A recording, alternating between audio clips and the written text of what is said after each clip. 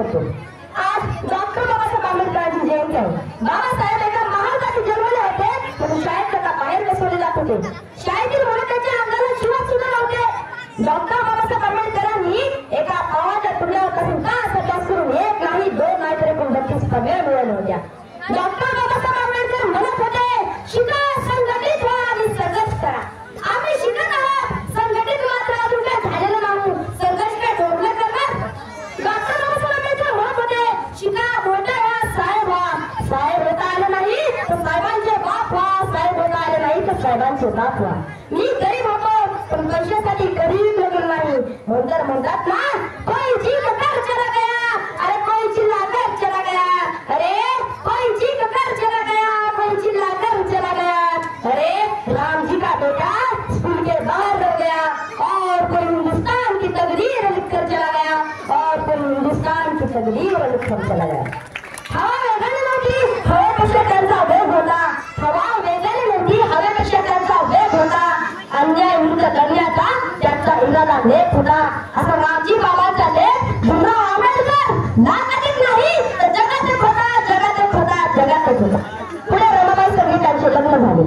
एका रमाबाई खूप आजारी पडल्या होत्या, तेव्हा बाबासाहेब सभेला निघाले होते।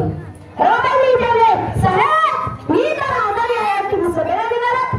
बाबासाहेब म्हणाले, अगं रमा, तुला जो आजाद झाला आहे ना त्याच्यासाठी हजारो डॉक्टर आहेत, पण माझ्या समाजाला जो आजाद झाला आहे ना त्याचा फक्त एकाच डॉक्टर आहे, त्याचा फक्त एकाच डॉक्टर।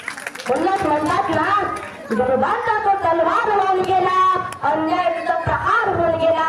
गरिबांचा तो तलवार होऊन गेला, अन्यायाचा प्रहार होऊन गेला।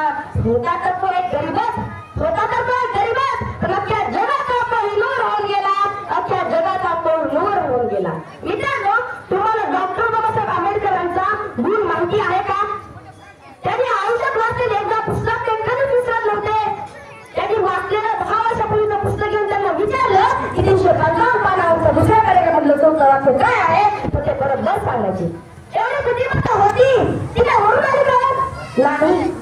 जेव्हा दिलं तसं तेवढं जास्त पण नाही। बाबासाहेब म्हणत होते की माझ्या कष्टाला कमावलं तसं कमावलं, माझ्या परिस्थितीतून कमावलं। माझ्या वडिलांची आर्थिक परिस्थिती एवढी चांगली नव्हती की पुस्तक विकत घेऊन वाचू शकत होते। त्यामुळे ज्यावेळी एखादं पुस्तक माझ्या हाती कळतं ना त्यावेळी माझ्या मनात विचार यायचा, हे पुस्तक मी विकत घेऊ शकत नाही, आता माझ्या हातात पडलंय, उद्या मला भेटेल का नाही हे माहित नाही, म्हणून हे पुस्तक हातात असं वाचायचं की भविष्यात वाचायची गरजच पडणार नाही, भविष्यात वाचायची गरजच पडणार नाही। सूर्य काय कुणाच्या तर हाताने झाकत नाही, हिमालय कुणाच्या बापाला वाटत नाही, आणि भीमरावांच्या नावाला हात घालण्याची कुणाची ताकद नाही, कुणाची ताकद नाही।